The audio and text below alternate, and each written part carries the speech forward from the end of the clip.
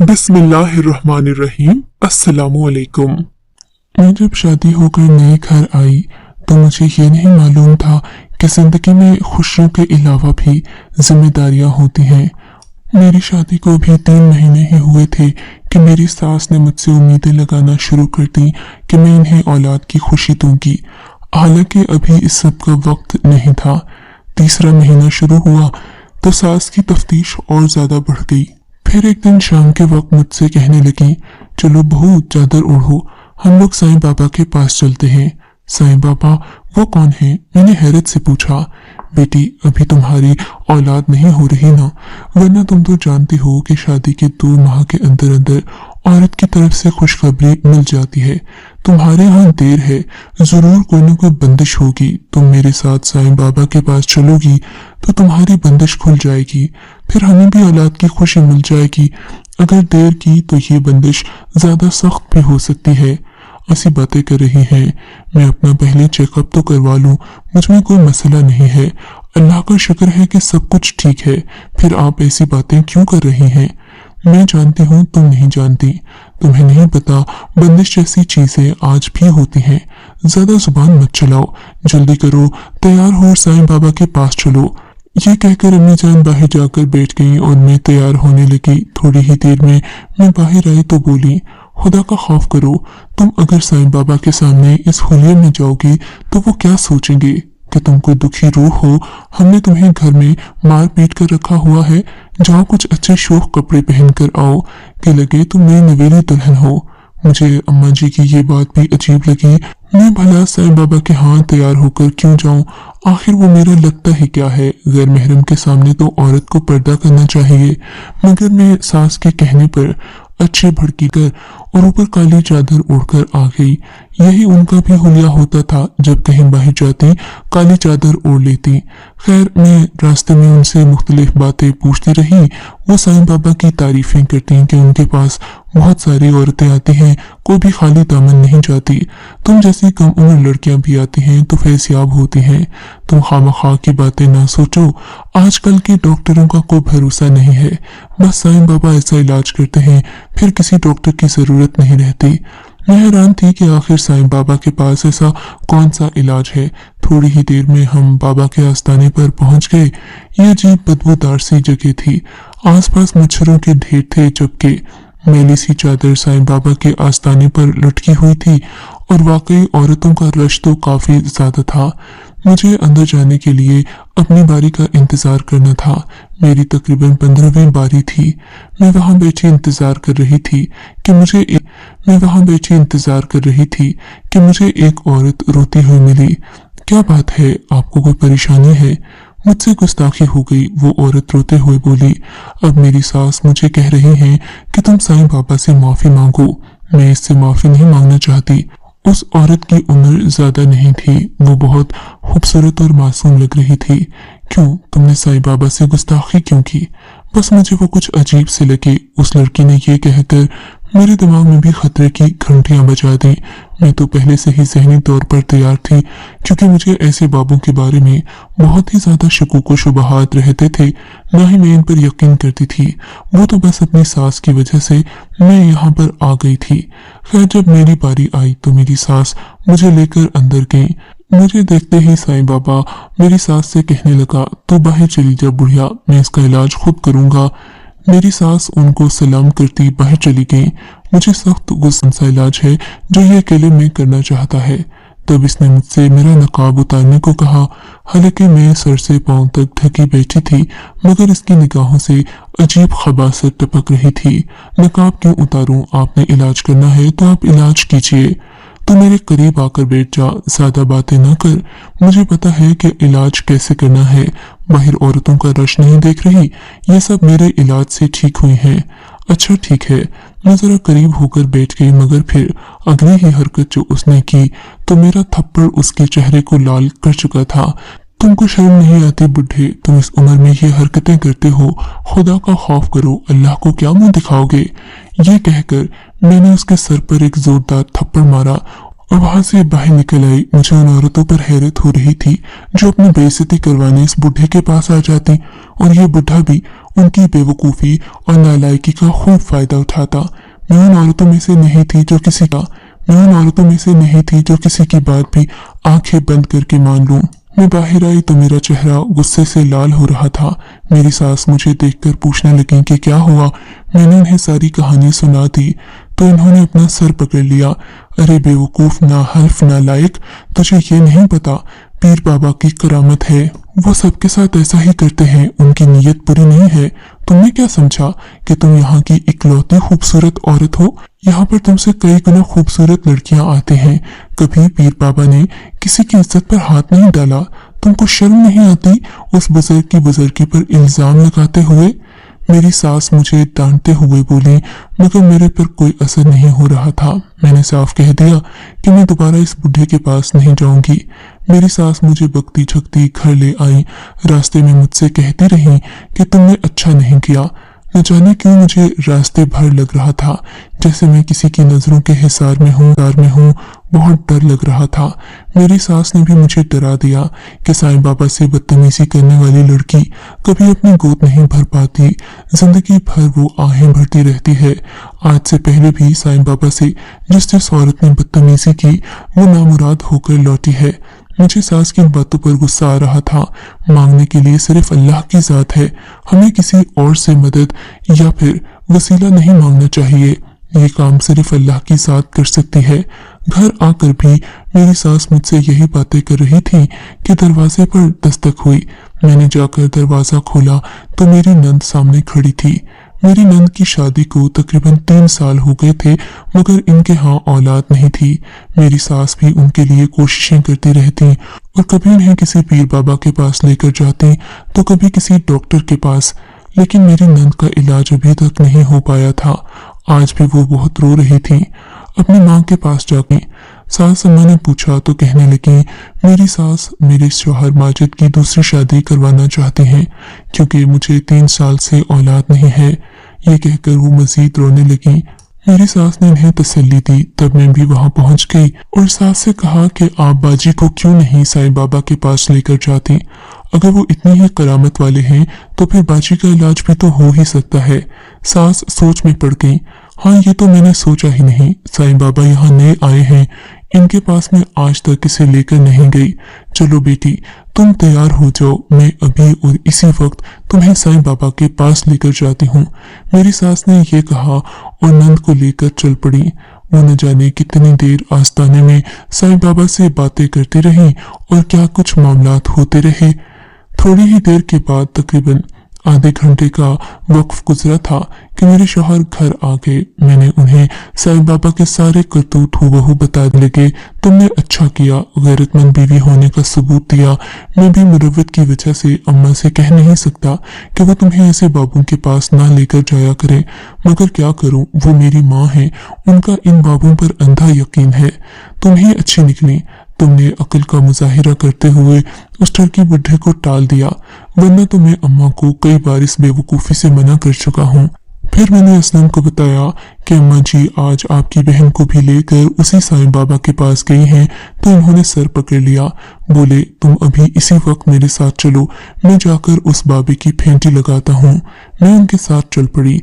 वो गाड़ी में थे। हम दोनों जल्द ही उस पीर के आस्ताने पर पहुंच गए। साईं बाबा के आस्ताने पर रुके तो वहां एक हंगामा सा फैला हुआ था। न जाने ऐसा क्या हुआ था कि मेरी सास बहुत परेशान थी और शर्मिंदा भी लग रही थी। शायद कि उस साईं बाबे ने मेरी नंद के साथ भी वही सलूक किया था। मैंने अपने शौहर से कहा, हमें इस साईं बाबे को पुलिस के पास बंद करवाना चाहिए। मेरा बस नहीं चल रहा था मैं जाकर उस बाबे की मजीद बेइज्जती करूं। मैं दंदनाती हुई उसके आस्ताने में दाखिल हुई। मेरी नंद बाहर बैठी रो रही थी। मैंने दोबारा उसकी बेइज्जती करने की ठान ली। उसे खूब सुनाई और कहा, तुम्हें मैं थाने में बंद करवा कर ही रहूंगी। तुम जो कर रहे हो उसका फल तुम्हें जरूर मिलेगा। बाबा मेरी आंखों में झांक कर बोला, ऐसा मत कर बीबी, मैं यहाँ किसी वजह से बैठा हूँ। मैं चाहूँ तो तुम्हें जमाने भर में जलीलो रुस्वा कर दूं। वो अजीब से खबासत भरे लहजे में बोला तो मुझे उस पर घिन आने लगी। मैं वहां से निकल पड़ी। मेरी सास भी बहुत शर्मिंदा थी। मैंने अपनी सास से साफ कह दिया, अम्मा जान, मैं आइंदा आपके कहने पर किसी फकीर के पास नहीं जाऊंगी। अगर मेरा इलाज करवाना है तो करवाएं, वरना आइंदा ऐसे किसी आदमी के पास नहीं जाऊंगी जिसे औरतों की इज्जत का भी ख्याल। शौहर अपनी बहन को लेकर मेरे साथ घर आ गए। 2-3 दिन तो इस बात का असर रहा, मगर हफ्ते बाद मेरी सास ने फिर से वही जिद शुरू कर दी। अरे बहू, मैं तो कहती हूँ कि तुम्हारे लिए किसी से इल्म करवाती हूँ। जरूर तुम पर कोई बंदिश है। जब मैं तुम्हें ब्याह कर लाई थी, सबकी नजरें मेरे बेटे पर थीं। तुम तो जानती हो मेरा आदिल अच्छा कमाता है, शक्ल कभी बुरा नहीं है, और फिर मैं तो ऐसी हूँ कि मेरे साथ कोई भी लड़की रहने से कभी कतराएगी नहीं, बल्कि मुझे अपनी माँ बनाकर रखे। ये तो तुम हो जो मेरे साथ ऐसी वैसी बातें करती हो, वरना खानदान की सब लड़कियां मुझे अपनी माँ से भी ज्यादा इज्जत देती थीं। इसी वजह से सबकी नजर आदिल पर थी। माएँ चाहती थीं कि आदिल को अपना दामाद बना ले, और लड़कियां चाहती थीं कि वो आदिल की शरीक सफर बन जाए, मगर मैंने तो सिर्फ तुम्ही को चुना है। मुझे लगता है कि उन सब हासिदों की नजर लग गई है तुमको, वरना तो अभी तक औलाद तुम्हारी गोल रही होती। सास बार बार यही बातें करती तो मैं चिढ़ जाती, मगर फिर अदब की वजह से खामोश रहती। एक दिन मैं अपने कमरे में ही बैठी थी कि जल्दी जल्दी सास मोहतरमा मेरे कमरे में आई। इनका सांस फूला हुआ था। आते ही मुझसे कहने लगी, अरे बहू जल्दी करो, गजब हो गया। आज तो एक फकीर गली में आया है, कह रहा है ऐसी दवा दूंगा कि इससे सारी बंदिशें खुल जाएंगी। जल्दी उठो, मैं तुम्हें उसके पास लेकर जाऊं। अम्मा जी, आपको क्या हो गया है? आप फिर वही बातें कर रही हैं। मेरी बात पर वो चिढ़ गई। अब मैं तुम्हें किसी के आस्ताने पर जाने का तो नहीं कह रही। उठो, मेरे साथ गली में चलो। वो फकीर यहाँ आया है, बहुत अल्लाह वाला लगता है। सास ने मुझे चादर ओढ़ाई और फौरन से गली में ले आई। गली में और कोई भी नहीं था। मेरी सास मुझे लेकर उस फकीर के सामने खड़ी हो गई। बाबा, तू मेरी बहू का कुछ कर दे, इसके यहाँ औलाद नहीं होती। शादी को 3 महीने गुजर गए हैं। खुदा के लिए कुछ दुआ ही करकर फकीर ने हाथ उठा दिए और दुआएं करने लगा। जबकि गली से गुजरते आते जाते लोग मुझे और मेरी सास को अजीब नजरों से देख रहे थे, मगर मेरी सास को कब इस बात का फर्क पड़ता था। वो तो बस बात ही करती और उसके बाद कुछ न देखती कि लोग क्या सोच रहे हैं। अब वो फकीर मुझे दिलासा देकर जाने लगा तो मेरी सास ने मुझे कहा, जाओ अंदर से जाकर फकीर के लिए कुछ पैसे और खाने पीने को ले आओ।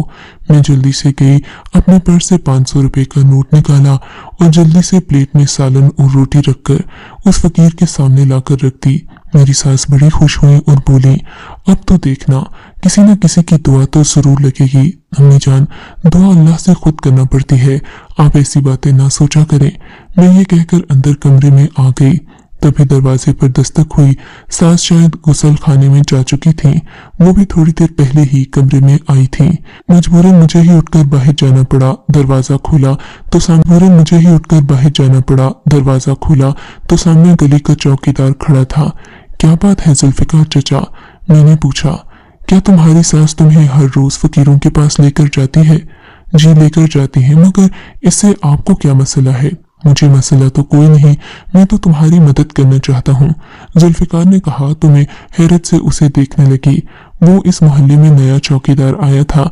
इसे कोई 1 हफ्ता ही गुजरा था, मगर अक्सर हमारे घर के इर्द गिर्द ही मंडलाता रहता, और आज भी इसने मुझे फकीर बाबा के साथ देख लिया था कि मेरी सास मुझे दुआ करवाने के लिए बाबा के सामने लेकर आई थी। मैंने नागवारी से पूछा, तुम मेरी क्या मदद कर सकते हो?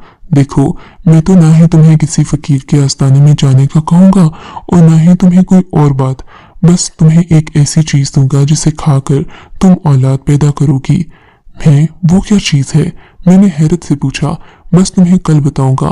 मैं तुमसे कोई हाँ, मगर इस इलाज की एक शर्त होगी, और वो शर्त मैं तुम्हें तब बताऊंगा जब तुम उम्मीद से हो जाओगी। चौकीदार ने यह बात कहकर मुझे हैरान कर दिया। मुझे औलाद की तो कोई जल्दी नहीं थी, हाँ मगर मेरी सास को बहुत फिक्र थी। तभी मैंने हामी भर ली। चौकीदार ने कहा कि वो कल मुझे खाने की कोई चीज ला कर देगा। मैंने अपनी सास को भी ये बात बता दी। वो कहने लगी, मुझे तो लगता है कि इसी में इलाज छुपा होगा, क्योंकि खाने पीने की चीज मैंने तुमको पहले कभी लाकर नहीं दी। ये चौकीदार भी घाट घाट के फिरे होते हैं, क्या मालूम कि ये चौकीदार भी किसी फकीर के आस्थाने पर जाता हो। इसी वजह से जरूर इसके पास कोई ना कोई इलाज होगा, वरना तो ये चौकीदार इतने वसूख से ये बात कभी न कहता। तुम इसे मेरा मत बताना, मुझसे ये काफी डरता है। वैसे भी मैं नए लोगों पर इतनी जल्दी भरोसा नहीं करती। 1 हफ्ता पहले ही तो यहाँ आया है पुराने चौकीदार की जगह। मैं अब इससे कोई बात नहीं करूंगी, तुम ही इसे ले लेना तक में रहे, और इसकी शर्त भी पूछ लेना। जो भी शर्त कहे वो बिला चूं-चुरां मान लेना। मेरी सास ने कहा तो मैंने इस बात में सर हिला दिया। इस बात से वो भी खुश हो गई। अब मुझे अगले दिन का इंतजार था। मैंने ये बात अपने शौहर को नहीं बताई थी, क्योंकि इसमें मैं भी खुद भी शामिल थी, और मैं ये हरगिज़ नहीं चाहती थी कि मेरे शौहर पर ऐसा तासुर पड़े कि मैं भी मर्दों से बातचीत कर लेती हूँ, या मुझे सास को खुश करने के लिए एक चौकीदार से बात करना मुनासिब लगा। अगले दिन दरवाजे पर उसी वक्त दस्तक हुई। मैंने जाकर दरवाजा खोला तो सामने चौकीदार खड़ा था। उसने अपना चेहरा ढांप रखा था। बोला कि तेरे लिए बहुत दूर दराज से एक जड़ी बूटी लाया हूँ, बस इसे दूध में डालकर पीना है, और 15 रोज तक मुसलसल पीना। उसके बाद तुम्हारे यहाँ खुशखबरी होगी। मैं ये देखकर हैरान रह गई। फिर उसने मुझे छोटी सी पोटली दी और मुझे जल्दी से अंदर जाने को कहा। मैंने उससे शर्त पूछी तो बोला, शर्त तो तभी बताऊंगा जब तेरे यहाँ औलाद पैदा हो जाएगी।